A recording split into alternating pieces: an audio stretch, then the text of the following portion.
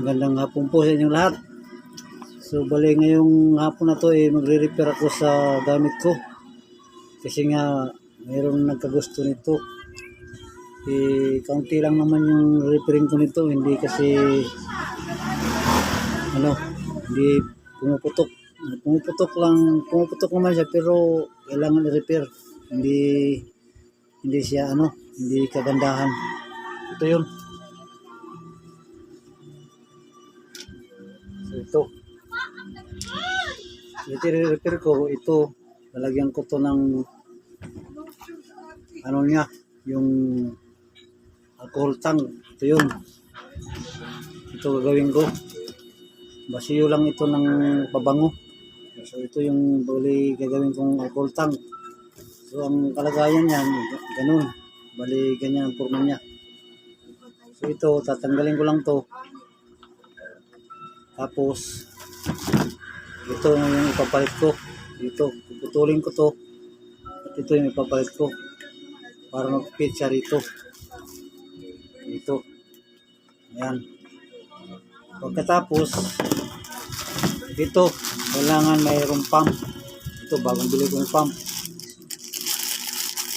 Ito ang kubilin dito sa 65 bili ko. So ayan, epektibo naman siya at trasabante yung hangin niya. Trasabante. So ang gagawin ko rito, puputulin ko to, tapos yan ang lalagay ko rito. Saka to bago kong bili, male and female adapter. Ayan, bali yan ang ilalagay ko rito. Yan ang kalagayan yan. Pag naputol na to, ito yung sasalpak ko. Ayan. Tapos dito female, ito yung dito sa puwitan niya. Ito yung ibabaan ko. Bubutasan ko lang to. Tapos ito yung ibabaon ko. So ito i-epoxyin ko. Ito mga epoxy, male and female epoxy. Kaya kailangan nito, bumili rin ako nito. Packing tape o masking tape. Paano to para yung maluwag, pampasikip. At saka ito yung teflon. Dito yan sa mga ganito. Ayan, kailangan ng teflon para hindi sisingaw. Saka ito. Ayan. So magastos din, ang dami rin binibili bago makagawa ng isang unit. Kaya ang gustong gumawa nito, gastos talaga.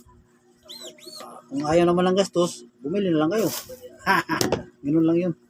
Ang gastos din kasi bibilhin. Ibig sabihin, hindi na magpapagod. Pero mas maganda yung ikaw mismo gagawa kasi nga may experience ka. Halimbawa, masisira, alam mo kung paano gawin. Kung hindi ka gagawa, pag nasira, wala na.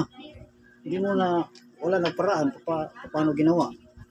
Pero madali lang yun kung gusto kang matuto. Panoorin mo lang yung mga upload ko para matuto ka. Ganun lang yun. So hanggang dito lang muna. Saka ko ipapaliwanag, saka ko uli papakita kung nagawa na lahat to. Kasi matagal to pagka isa-isa ko ipaliwanag, ipakita sa inyo. Saka ko na to ipapakita muli pagka natapos na to, nakabit na to, saka to. Okay, dito lang muna. Bye-bye.